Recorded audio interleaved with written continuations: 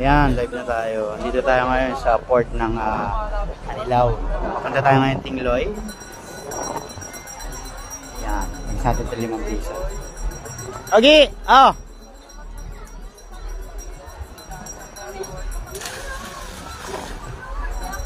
Yan, meron mga naninisid dito.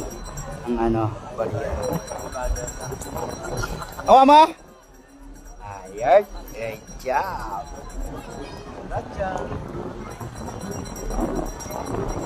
So ayun na nga guys, binabalaan ko lang kayo, huwag kayong pumunta dito ng hindi advance yung ticket nyo kasi sobrang dami ngayon ng dumadagsa para magpunta ng Tingloy. Dati hindi naman to ganito karaming pasahero, so ang dami, sobra, as in punong-puno. Pang 21 pa yung namin, ticket namin. Pero maaga kami nagpunta dito. So marami ring maaga. So ayun na nga. Ano to pre? Ng mga lokal dito, yung ganitong karaming dagsa ng pasahero. So dapat nag-additional sila ng mga pampasaherong bangka. Yan, like that. Uy, pre! Tabi kayo dyan! Tabi kayo dyan! Yun mga kaibigan. Inaangkala na po mga kaibigan. Ganyan po kasanayang mga tao dito. Yun.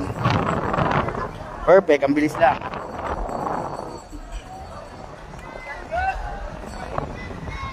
And ayan na nga guys.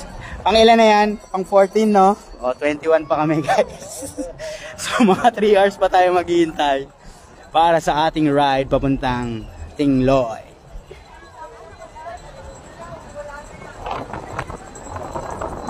Lang yan tayo, malala pala kayo dyan, sabi ni Michael pre. Sino? Bagay dito ang sakay natin no? Michael, walang yaka kasi hindi mo sinabi na bumili agad ng ticket. Oh. Ay ba, di ko agad sinabi. Dapat kasalanan mo pare. Oh, so, hindi ka na nga sumama, ganyan ka pa.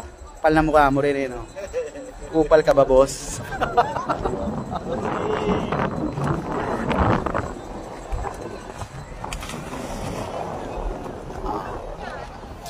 Ayun pare, kanina mga maninisid kanina. Si Eman kanina naghagis.